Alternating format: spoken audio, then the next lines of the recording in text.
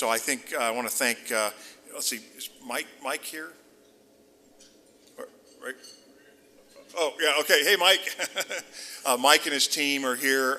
They're the ones who put this together. They did a great job.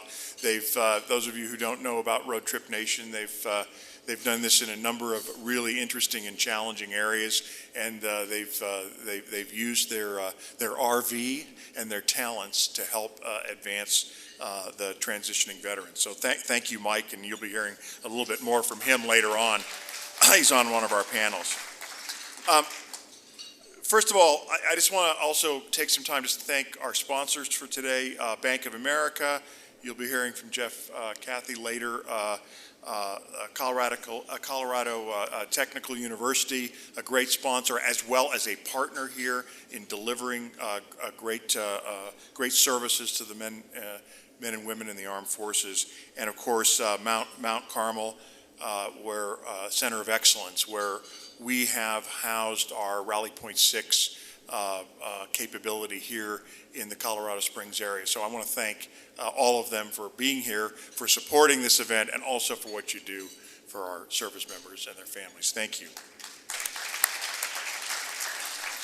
So we're here today to talk about, what we know are the stronger we are, the stronger our families and soldiers are, the stronger our military will be, right? That's what the USO has been about for 75 years.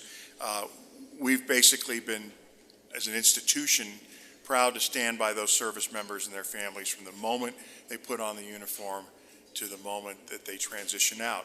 But when we looked at that a couple of years ago, we came to two conclusions. There was a hole that we weren't filling, and that was in this military transition space.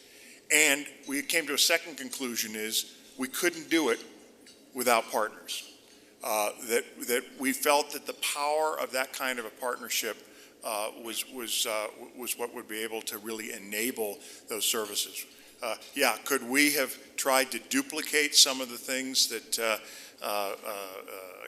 the Chamber of Commerce, the Bush Institute, Rally Point 6 and others have done, Hire Heroes USA? Yeah, we could have tried to do that. It would have taken us a lot of time and money, and it would have been foolish. So what we did instead is we said, let's work together.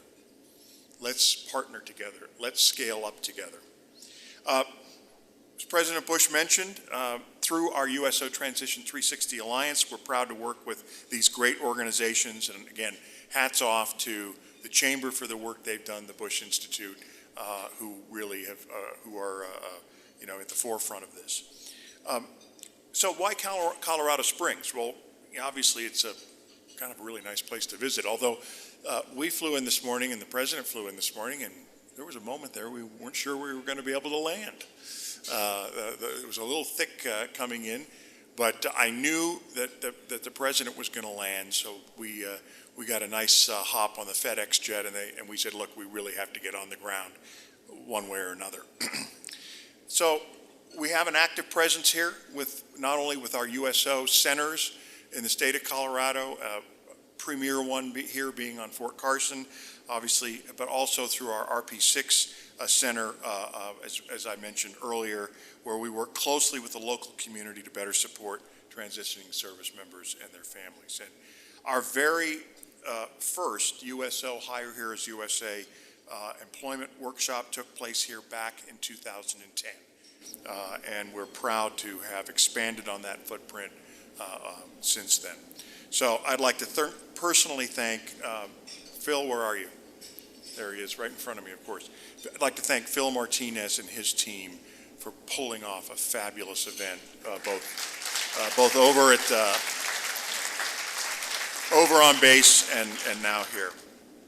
And again, we couldn't make it without these great partners, like our local resource partners here in Colorado, Transition 360 partners, and our corporate and foundation partners. So thanks to all of you. So we're going to have a fun day. We're going to have an interesting day. We're going to be challenged a little bit, and I look forward to hearing what comes out of our seminar today. I'd like now to turn this over to two of our newest transition program partners, Miguel, Howe, Bush Institute, Eric Eversole, U.S. Chamber of Commerce, hiring our heroes. Gentlemen, thank you for being here.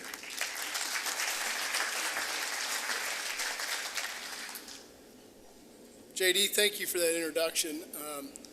I'm going to do something that most of you haven't seen me do as a recovering lawyer, and I'm actually going to keep this pretty short. Now, there may be some skeptics that say that the only reason I'm keeping this short is I'm not on the clock and billing anyone, but I assure you that's not the truth. The real truth is we have a great program this afternoon, some really great speakers, and we're really proud to be a part of it. From our side, the chamber side, hiring our heroes side, from my perspective, this really started a little over 3 years ago, almost 3 years ago, when Miguel and I both started in our respective programs. We were both relatively new to the space, and both of us, really wanted to understand how can we be impactful? Who are the people that we're trying to serve, and what are the best in class resources to help them prepare for that transition? And what are the best organizations out there? And those initial questions then led to a meeting down at the Bush Center, the Bush Library, back in 2014, July of 2014, where we brought together a lot of these corporate leaders like Bank of America and a lot of our partners and a lot of both the private and public sector to really sit down and say, okay, look, we've been doing stuff. We've been working hard, but is what we're doing really that effective? And what does a service member in this transition process really need? That then resulted in our vet roadmap. It was this collective effort where we were able to create the very succinct guide to help people transition. We launched that last year in June at Mission Transition at the U.S. Chamber of Commerce, and that led to the next partnership, and that was the USO. And what we saw was that now that we started to understand what this process looks like, let's take a lot of organizations that have a tremendous history of service.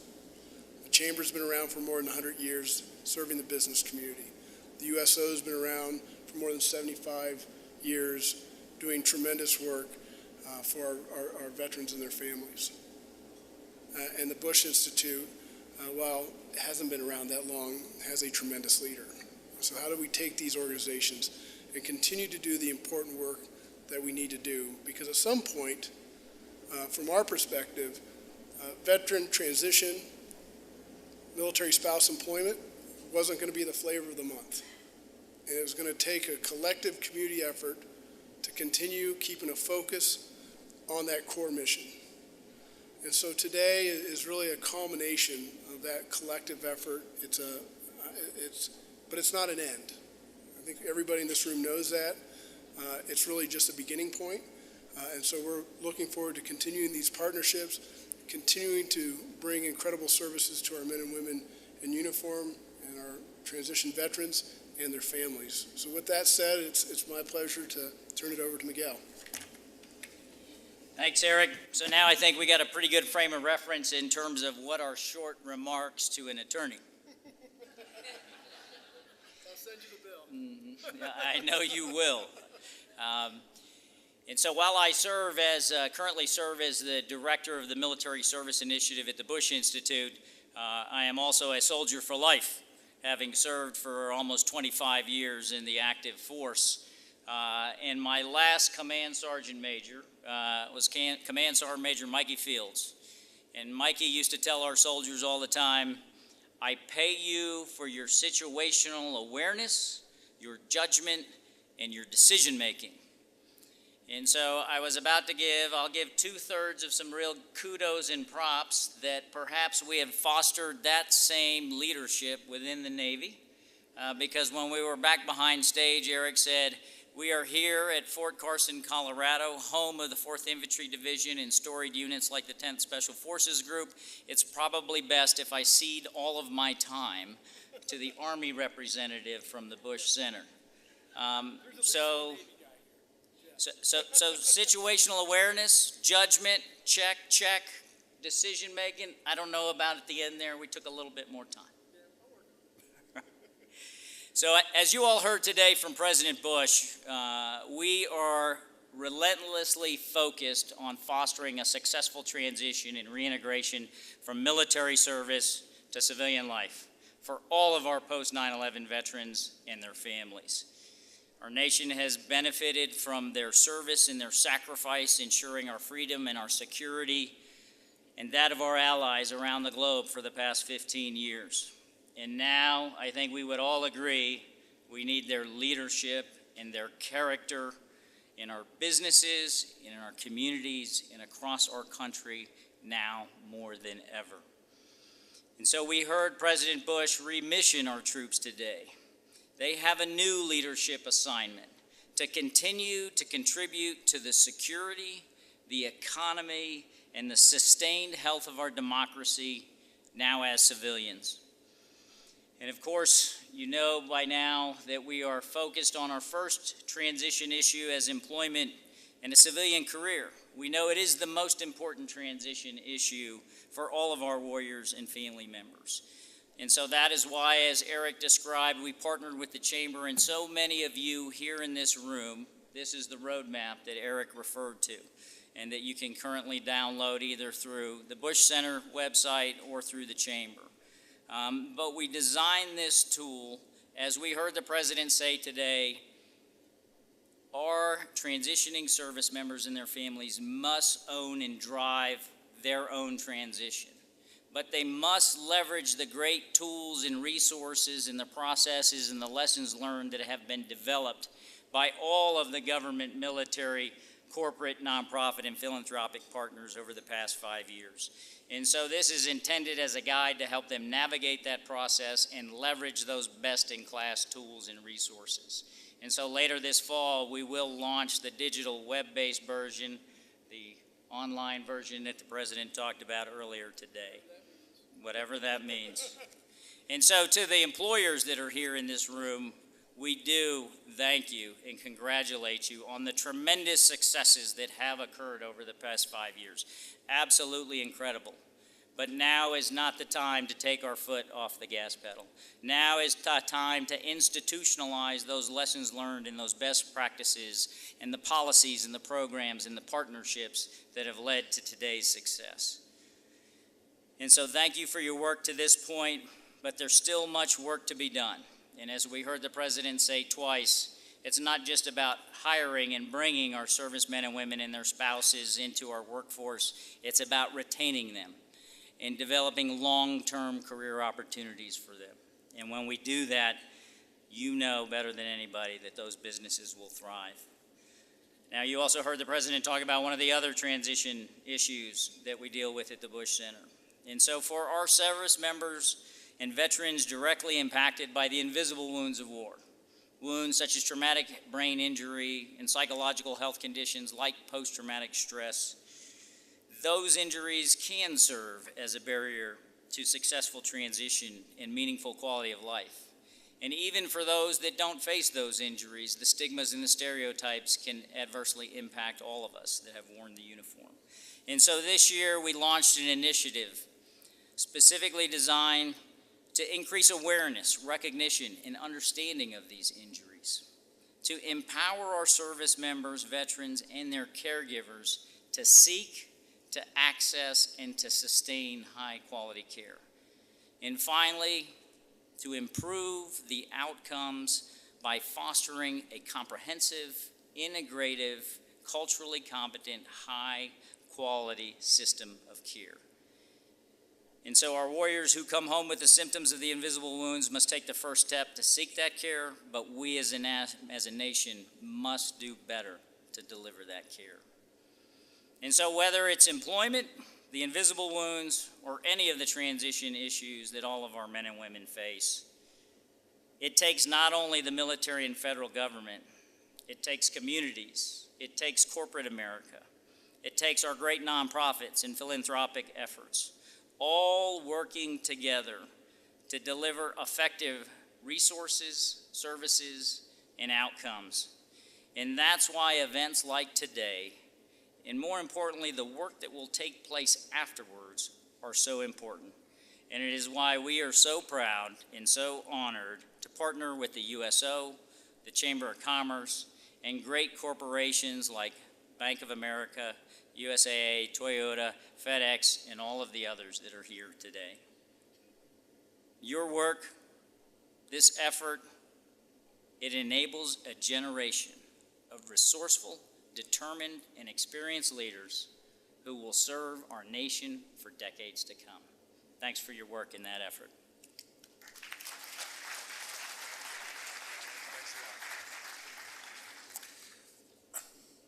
I think I can be shorter than that. No, Colonel Howe, thank you for your service, and thank you for what you're doing at the Bush Institute. Eric, again, thank you for yours and for what you're doing at the Chamber. Great organizations doing great things. I now have the pleasure of introducing a man who walks the walk and talks the talk. He is a Navy veteran who served with distinction for 29 years, but he has made a transition himself and knows a lot about it, and he is helping others through the activities as the head of military affairs at Bank of America. Please welcome Mr. Jeff Cathey to the stage.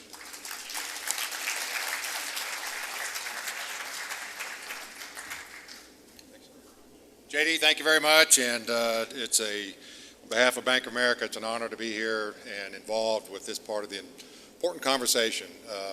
I am the Senior Military Affairs Representative at the bank, where I've been for the last 8 years. Prior to that, I was in a very low-risk, boring job launching off the front end and recovering off the back end of carriers day and night, wherever 43 said to go. And that was kind of fun. But now, today, simply one of about 8,000 veterans working at our company, and we see it as our civic duty to really lead in the financial services industry and under corporate social responsibility to be out there and leading the way in veteran reintegration. And, you know, we don't see the veterans as heroes or victims. The vast majority are stand-up, high-character young men and women with top-notch training. And nor do we see as their reintegration into this room and over at Fort Carson and anywhere as a problem in need of a solution. Rather, we're darn lucky to have them. And so we see it from that way, and they've just got an elegant mix of the talent, the work ethic, and the attitude that we like. They've helped grow our bottom line, so much so that in 2014, we committed publicly to hiring 10,000 more veterans over the next few years.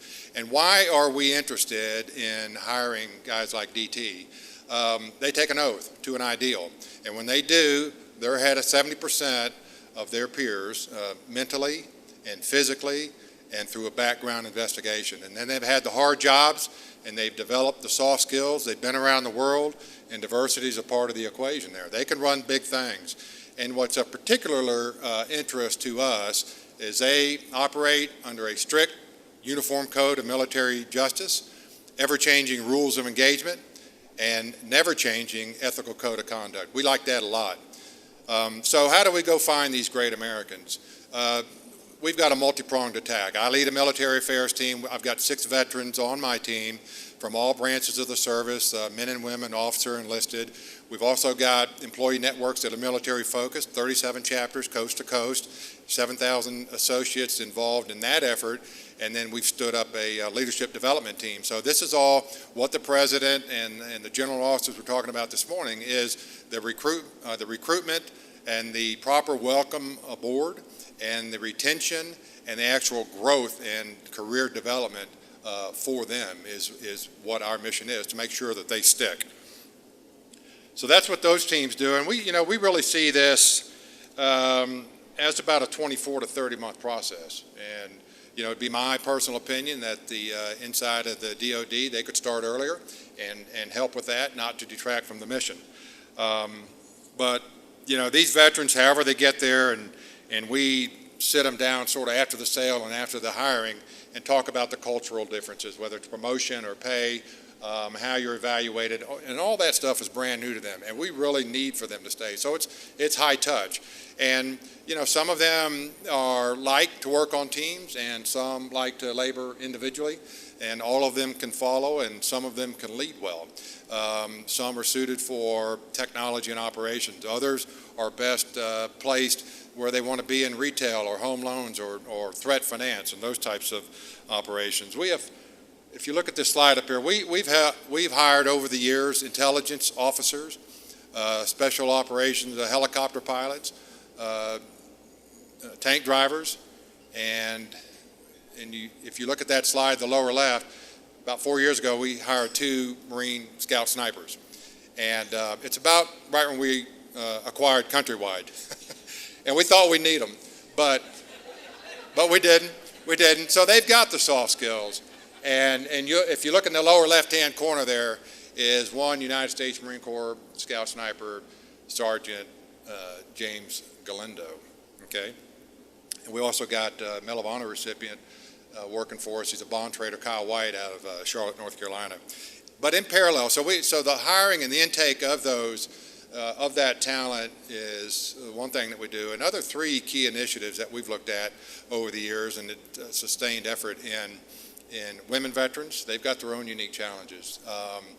Simply being recognized as who is a female veteran, what does she look like, and acceptance into some of the traditional veteran service organizations that are male dominated for so long, and then maybe coming out and being head of household, maybe having some child care challenges, maybe homelessness as an issue. So we look at them, and even receiving consistent VA health care is an issue.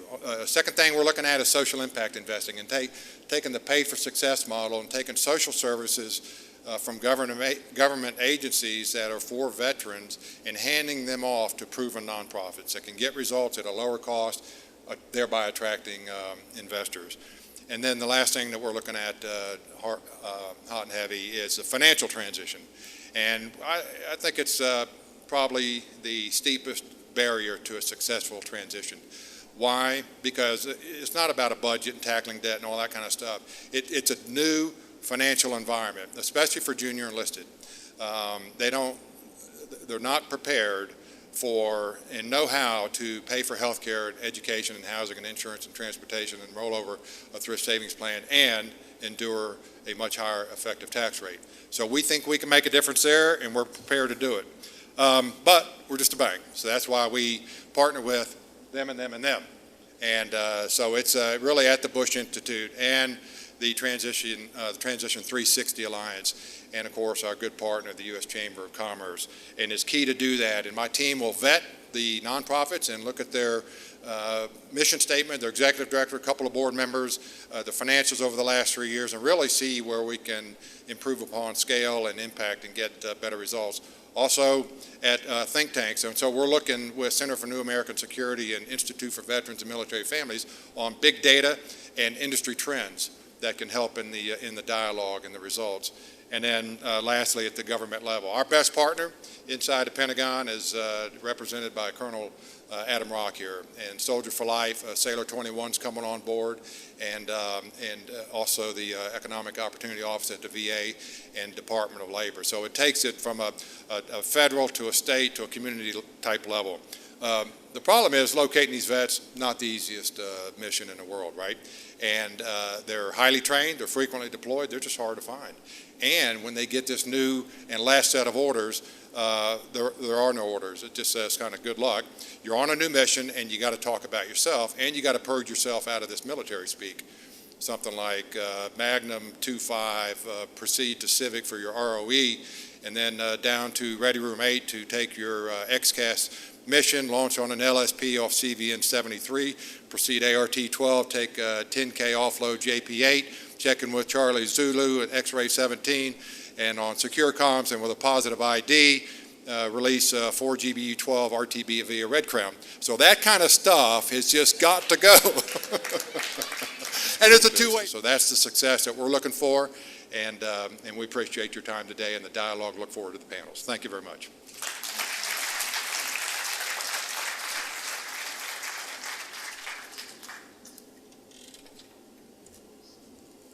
Thanks a lot, Jeff. Would you come up and repeat that sentence again? I only got the first half of it. Okay. Seriously, thank you for your leadership, and thank you for support of the USO and these initiatives that we're talking about today.